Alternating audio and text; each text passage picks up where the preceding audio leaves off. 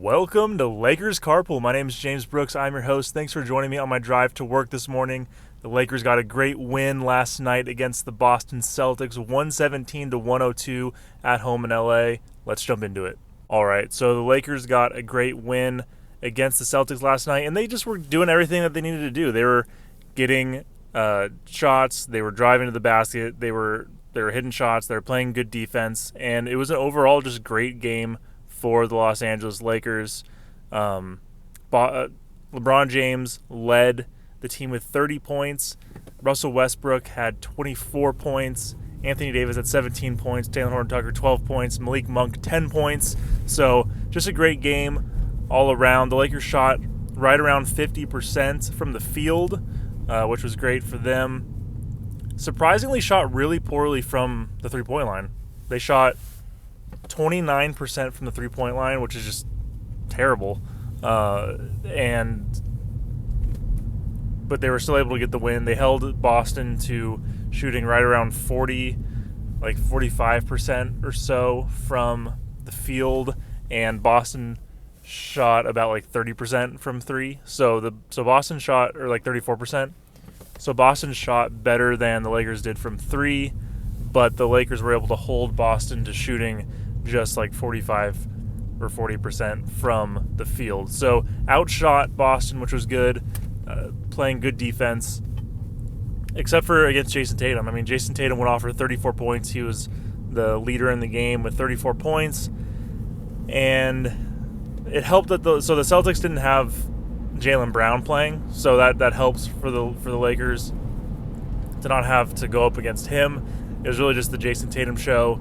He showed out, 34 points, played well, but just wasn't enough for the Celtics. And a lot of this has to do with the Lakers just playing well throughout the entire game. It was a close game. The Lakers went up by 5 right before right at halftime, so they're up by 5 at halftime, and they just pushed the pedal to the metal in the third quarter and the fourth quarter. The second half, the Lakers were playing a lot how they played when they were a championship-winning team, where they maybe get off to a little bit of a slow start to start the game. They get off to a slow start to start the game. Thankfully, they didn't get down by too much during this game against the Celtics. It was a close game going back and forth. Maybe had a small lead, go up and go into halftime up by 5.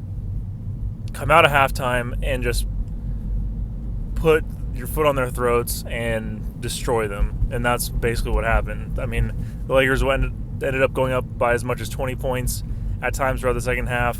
They led the entire game in the second half, and it all stemmed from playing good defense. They played good defense, and that good defense turned into good offense, aside from the three-point shooting. But this game last night was proof that the Lakers don't need to be a fantastic three-point shooting team to win a game. They won by 15 points. You know, they were dominating this game with having a terrible three-point shooting performance. So this team, their strength isn't the three-point shooting. The three-point shooting, if it happens, it happens. That's great, but their strength isn't the three-point shooting. So the Lakers attacked the basket last night. Russell Westbrook, this was one of my favorite games I've seen from Russell Westbrook this season. I mean, he was attacking the basket like no other. He did hit a couple threes, which is great. You know, the thing is with Russell Westbrook, threes aren't his strength, but if he can hit them, he can hit them. That's fine. But attack the basket, and that's what he did last night. He attacked the basket.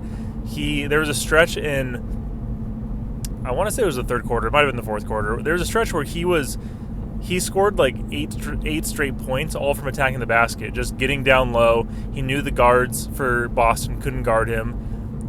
He bodied Dennis Schroeder a few times. He gets down, he had an insane dunk. This was a prime, Westbrook at his prime dunk, where he just was driving through the lane. It wasn't a wide open dunk. There was guys in the lane, and he just absolutely just out jumped them and slammed it home and dunked it. Just an amazing play, you know. that's the Russell Westbrook I want to see each and every night. I want to see Russell Westbrook that's attacking the basket. Russell Westbrook is at his best when he's attacking the basket. We've said this before, and last night was a prime example of that. He attacked the basket relentlessly, at least in the second half, and ended up with 24 points. Lakers win by 15. Anthony Davis played great with 17 points. He didn't have to go too crazy. I think he had 16 rebounds, 17 points, 16 rebounds. He didn't have to go too crazy. He didn't have to expend too much energy. The Celtics don't really have bigs to counteract. 1, Anthony Davis, 2, LeBron James, and 3, Russell Westbrook attacking the basket. The Lakers are at their best when they're attacking the basket relentlessly. And obviously when teams are big and they have guys that can kind of counteract that play in the paint, then I get it. It's tough. You want to settle for threes. You want to do something different. But this team, as you can see, the Lakers shot 29% from 3.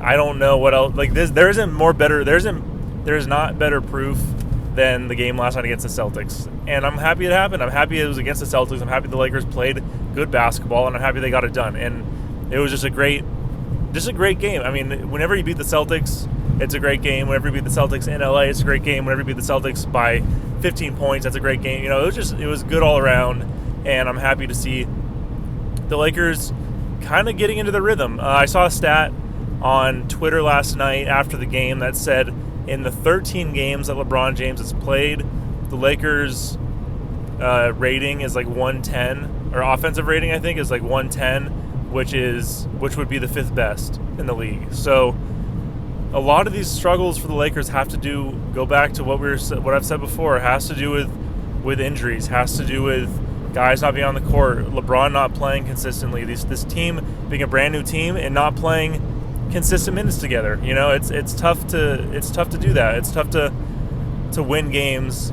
at this level when you're not playing with a consistent squad each night. And the Lakers, I mentioned in my last episode, they're the healthiest that they've been so far this season. Trevor Ariza is very quickly coming back to the Lakers, and then that just leaves Kendrick Nunn that we're waiting on to get healthy. So overall, the Lakers they're getting there. They're getting healthy. They're getting to a point where I think they might be getting into a mojo, into a rhythm. Maybe. That's what I thought when they beat the Kings the night before, or the game before they played the Clippers. I thought the Lakers were getting into a mojo, but the Lakers played well against the Clippers. It's a bummer that the Lakers lost the Clippers last Friday, but the Clippers played well. The Clippers played just as well. They hit big shots. The Lakers, the defense was kind of lacking down the stretch, but the offense was there. They were in the game. They're a few bad defensive possessions away or made 3-pointers on the Lakers' end from winning that game. So while the Lakers lost to the Clippers, I do still think that game could be them getting into a rhythm, could be them getting going, and hopefully getting to a place where we can go on a run, win some games. So the Lakers now, with the win against the Celtics, find themselves at 13-12 on the season, which is good enough to put them in the 6th seed in the West. It's kind of funny talking about the seeding and all that stuff so early in the season, but it's just helpful to kind of understand where the Lakers find themselves, where the Lakers are. They play Memphis on Thursday, who is 14-10 on the season, so they're doing better than the Lakers. They find themselves in the 4th seed, so a win against the Grizzlies on Thursday night could be huge for the Lakers. We'll get into that a little bit more in a sec. Just want to talk really quickly about LeBron James, who put up 30 points last night. He shot incredibly well. He shot like 65% in the game. He was like 9 for 13, something like that. LeBron James played incredibly well on the offensive end, scoring 30 points. So now in the last 4 or 5 games, LeBron has scored 39 points, 33 points, 30 points, 23 points, and 30 points. So LeBron he's feeling it. He's feeling good. Hopefully that abdominal strain is not hindering him too much, because it doesn't really seem like it is. He's playing really well offensively. He's helping lift this Lakers team on his shoulders in a time of need. The Lakers, they've been really struggling without him. They've been struggling with him even, and he's really done a great job at scoring and running the offense through him as is typical, and just playing well. So we want having continued performances like this where LeBron plays well, Russell Westbrook plays well, Anthony Davis plays well is going to be huge. I mean, that's the whole point of having a big three, right? And we've talked about this in a couple episodes before, but the whole argument for trading for Russell Westbrook was getting a guy that could be a third scorer, right? The Lakers in their championship year, they had LeBron and Anthony Davis who were good consistently scoring, but it was always a wonder who would be that third scorer. Would it be KCP? Would it be Danny Green? Would it be Dwight Howard? Who would it be? And trading for a guy like Russell Westbrook hopefully gets that scoring. Gives you a guy that can do that scoring. And I think Russell Westbrook is kind of getting comfortable. He's getting into his rhythm. He knows what his role is. He knows how to play with Anthony Davis and LeBron, and I think he's getting it. I think there is just some growing pains, and maybe I'm being too hopeful. That's not to say that he's going to be great throughout the rest of the season, but I think that he's getting into a rhythm to a point that the Lakers' offense is actually playing well, and last night was the prime example of what that should look like. Him attacking the basket, LeBron attacking the basket, Russell ending up with 24 points and just playing well. And he played really good defense last night. I don't really have the stats on me or off the top of my head to show that, but he played good defense. It was one of the better defensive games from Russell Westbrook last night, and it shows when you play good defense how much that leads to good offense. Like when you're and the Lakers did a great job of getting out in transition, attacking the basket, and scoring points in the paint. I mean, the Lakers had 66 points. I think they outscored Boston like 66-42 in the paint, which is great. I mean, that's what the Lakers should do. That's what the Lakers need to do. So I'm happy to see that the Lakers were able to get those points in the paint. They're able to play their game. And as I was saying, I mean, Russell Westbrook playing good defense, just the Lakers in general playing overall pretty good defense. They led to fast break points, which lead to points in the paint, and the Lakers played good defense. They held Boston to a fairly low percentage shooting.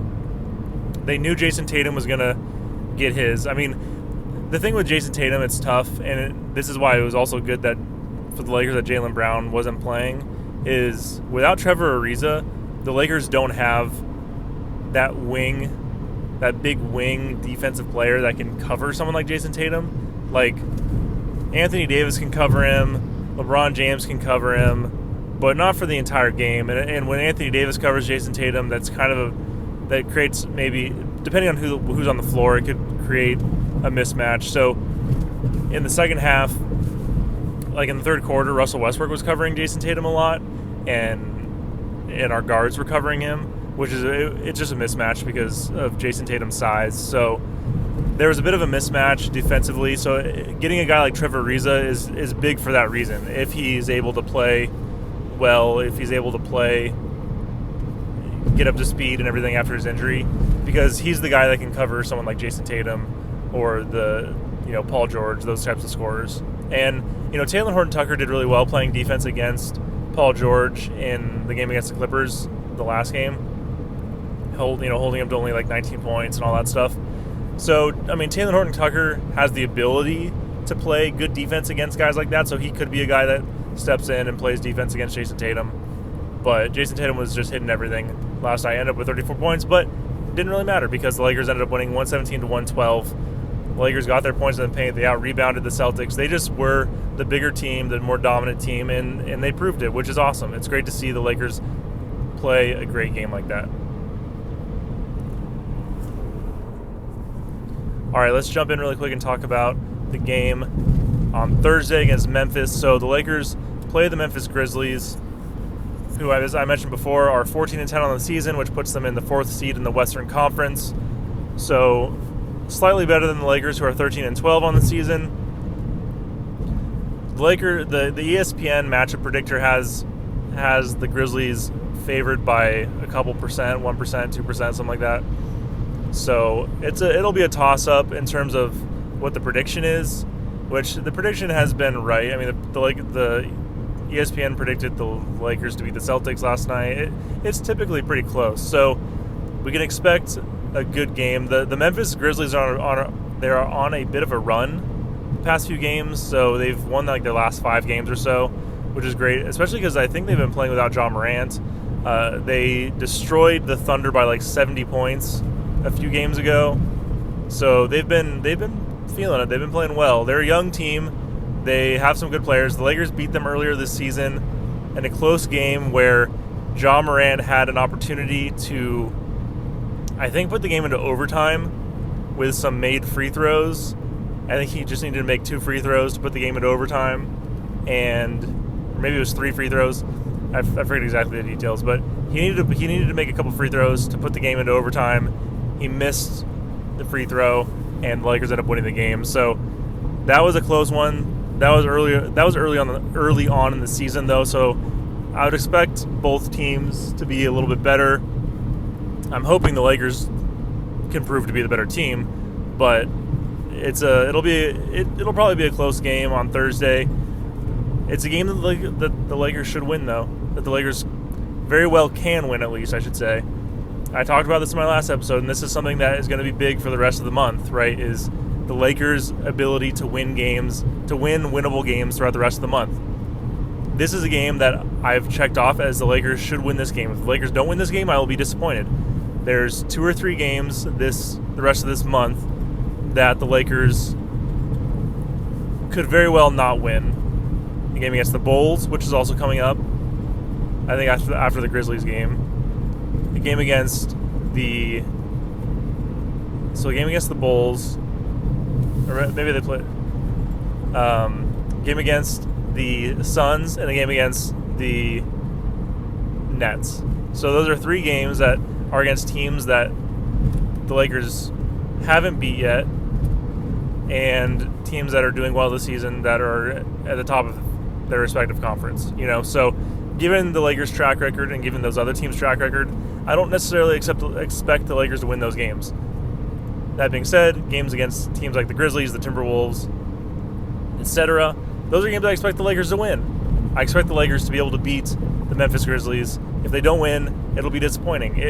In order for the Lakers to make any sort of run, to make any ground back in the Western Conference and the standings, they need to win games that are winnable. Even if it's a 50-50 matchup, if it's a toss-up, if it's a close game, if it's against a team that is close to the Lakers' talent level and in games won throughout the season and all that stuff, the Lakers need to win those games. If the Lakers don't win winnable games against teams that are maybe good or average or okay, then the Lakers have no business being in the playoffs. If the Lakers can't beat the Grizzlies, they don't. Not to say if they don't win against Thursday, they don't have any business being in the playoffs. But over the course of the season, if they can't beat teams like that, they're not gonna end up in the playoffs. So I expect the Lakers to get a win on Thursday night, and if they don't, I'll be disappointed. I mean, I'm disappointed anytime the Lakers don't win, but those ones will be extra disappointing because, again, like I said, the Lakers need to go on a run. They need to win some games. They're in a prime spot to go. I think they have 12 games for the rest of the month to go 9-3 in those 12 games. It was 13 games before the Celtics, and I was saying they should go 10-3. They won that game, so now it's 9. They need to go 9-3. So, and if the Lakers do that, if the Lakers end up going 9-3 throughout the rest of the month, then that puts them. I'm going to do some quick mental math at 22-15. Right? Yeah, 22-15 at the end of the year, at the end of December. That would be awesome. That's great. And then one of those games is against the Nets, I think, on Christmas Day. So that game's always going to be a good game. Everyone comes out to play on Christmas Day. The Lakers, I doubt they'll get blown out in that game. It'll be a close game, but they'll have a chance to win that game. So You could see a Lakers team going 23-14, being 23-14 by the end of December, and feeling really good. Lakers fans feeling really good about ourselves, about the Lakers. Like if the Lakers can end December at 22-15 or 23-14, that'll be ecstatic. I mean, that'll put the Lakers up presumably around the third or fourth seed in the West, assuming that teams continue playing how they've been playing and all that stuff.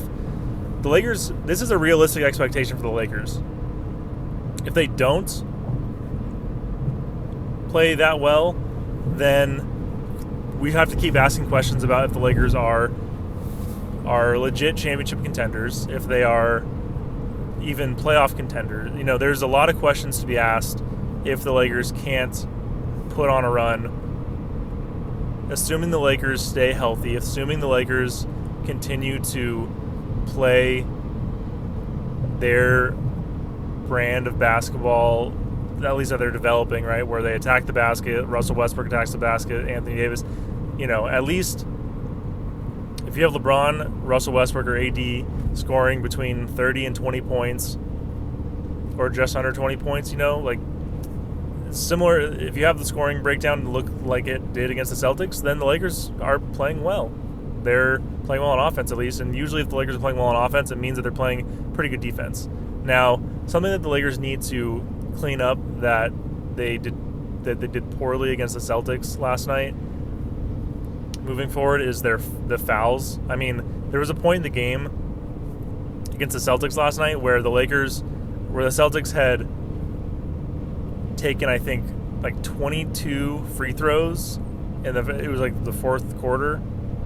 The Celtics had taken like 22 free throws at that point, and they weren't done. I don't know. I forget what it ended up looking like, but it was like 22 free throws for the Celtics to 7 for the Lakers. So the Lakers are just fouling the crap out of the Celtics, and a lot of that has to do with poor defense, right? Like, you're not moving your feet, you're reaching too much, you're playing lazy. Usually when you have that many fouls, it's because you're playing lazy defense.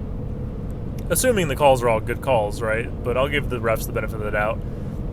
Assuming the calls are all good calls, right? Like that big of a foul disparity usually is less. It's less you're playing physical. I mean, like, it's some of it is you're playing physical, but less of it is you're playing physical, and more of it is you're just playing lazy defense. You're not moving your feet. You're reaching in a little too much. You're not sticking with your guy. You're not switching quick enough. You're not getting around screens well enough. Things like that. And so that's something the Lakers need to clean up moving forward, is not giving the opponent 20-plus free throw attempts in a game, right? Because even if you shoot 75%, you're still hitting like 15. You're handing the other team like 15 points, So something to clean up for the Lakers. Free throws are always needed. The Lakers shot like 75% last night against the Celtics, which, all that being, 75% from the free throw line, it's not ideal. I'd rather see them somewhere like 85%, but it's better than they shot free throws previously this season. So at least there's some improvement in last night's game, So the Lakers, I expect them to get a win against Memphis. I expect a win against Memphis, and I'm looking forward to see how the Lakers do the rest of this month. I think that the Lakers are they're in a prime opportunity where they're healthy, they're getting Ariza back soon, and they can go on a bit of a run. Thank you so much for listening to this episode of Lakers Carpool. If you enjoyed the episode, please share it with your friends. You can find Lakers Carpool on Apple Podcasts, Spotify, Google Podcasts, and most places where you listen to podcasts, and YouTube. This is my first time posting a video on YouTube, so thank you for watching. If you're watching, if you enjoyed this content, you can find my podcast, follow it, subscribe, rate, review on Apple Podcasts, share it with your friends, but more importantly, go Lakers.